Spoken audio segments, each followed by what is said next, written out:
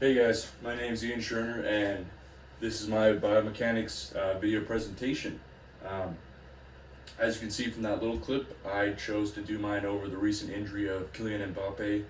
If you guys don't know who that is world-class football player, probably top three best in the world right now, recent World Cup winner, and League One champion, which is in France.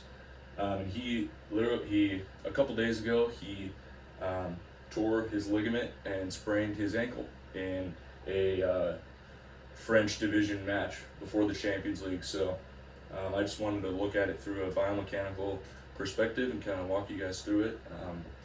The mechanics of the injury, how his playing style may be affected by it, and what the outlook is going to look like for the future.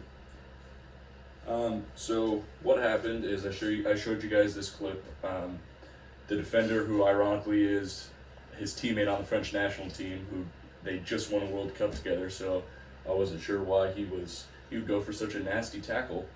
But anyway, they were playing a game and Mbappe broke away with the ball, and then the defender, who is Loic Perrin, that's his name, came up behind him, as you can see, like that, and went on the outside coming into him, and from you saw in this video, caught him right there. Didn't even go for the ball, had no intentions of it being a clean tackle at all, and totally took Mbappe's ankle away from him.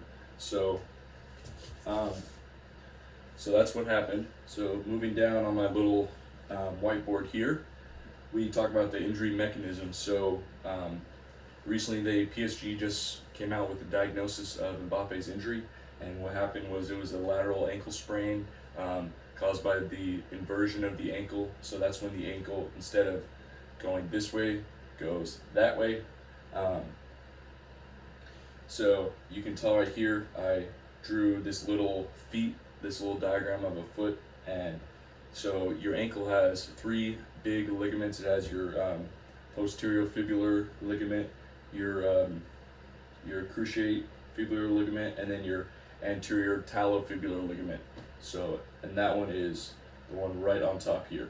And so the one that Mbappe, or what they think Mbappe actually injured, was his CFL. So essentially, your ligaments are a bone-to-bone attachment, and they help you move, obviously, just like tendons, except tendon is bone to muscle.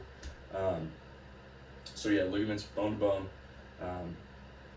When he was put in that awkward position, his the stress, which I have right here, the stress equals the force divided by the area to which that force is being applied to. Obviously, the stress couldn't handle it. You have two big and athletic players coming at each other at very high speeds. Mbappe can run at a top speed of 38 kilometers an hour. He's probably the fastest player in the game right now. And so when you have that amount of force applied to that little tiny bit of area on your ankle, so that ligament is going to, snap. And so that's what the medical team at PSG has been determining over the last couple of days. They've been seeing if there's any bone damage, if there's any bone fragments, or if it's just pure ligament injury, if there's any muscles. Like, for instance, it's very common when you have an ankle injury to also have a knee injury as well, because your leg is put in that awkward position, that twisted and turning on the transverse plane that you're really not supposed to be doing. You're only supposed to be doing directional instead of on that plane. And so basically the medical team determined, just came out today, that's why I made this video, that he has a grade 2 ankle injury. So I have a little demonstration here for you. I saw this in a video. It's actually a pretty good representation. So basically, I didn't know this, so I looked this up. How you determine the grade of ligament injury, or the grade of strain when you suffer from one of these injuries, is there's 3. So grade 1 is a little tiny tear in your toilet paper here. Grade 2 is more separation. So this is what Mbappe has. So in the case of his CFL here, that ligament was torn partially, and then grade 3 is a complete tear.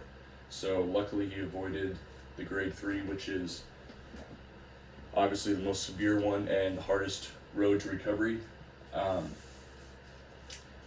Like I said, the best outcome was a grade 1. Unfortunately, in Mbappe's case, it was a grade 2. So now we're talking about the recovery process. I wrote the relative angle kind of definition here to talk about kind of the joint relationship challenges that Mbappe is going to face on his road to recovery. So obviously you have your ankle right here, and you have your knee up here, and your hip right here. All of those form at a relative angle right at the knee. So you have all these different parts of motion moving together, propelling him down the field at 38 kilometers an hour is his top-notch speed. So, how is he going to work now when he has injured one of those places of movement? How are the other two going to compensate? Or in this case, how is his other leg going to, he's maybe going to switch up and become a little more left-footed, a little more ambidextrous to compensate for this injury. He is only 22, I believe. He's older than me by like a couple months, and he's already a World Cup winner, which is absolutely insane. He's just crazy to think about. So he's very young. He obviously has a lot of time to recover, to train better, to keep his body in more adequate shape after this injury. I just wrote down some quick things. How could this affect his dribbling, his pace, his shooting ability? If you guys have ever seen him play, he's very fun to watch. He is literally redefining what it means to dribble with such a speed that he does, and it's crazy how some of the things he does. So to sum it up, we talked about his injury. We watched his injury video. We had a couple definitions here. We had the stress-force relationship. We had a couple anatomy review for you guys about the ankle. We had the relative angle theorem, where you have two opposing and they come together. How will that affect? It's not an absolute angle in this case, it's relative angle. Did a little definition about determining the grade of strains. Look that up. That's pretty interesting if you guys want to learn about that. I'm pretty into injury mechanics and how we can better keep track of our bodies, as that's probably what I'll go into. And then we said, how could this affect his game? So yeah, I hope that you learned something from this video. If not, catch a game. Watch the French national team play. Unfortunately, they beat my favorite team, Argentina, in the World Cup last year. So yeah, but that's the injury from a biomechanical perspective.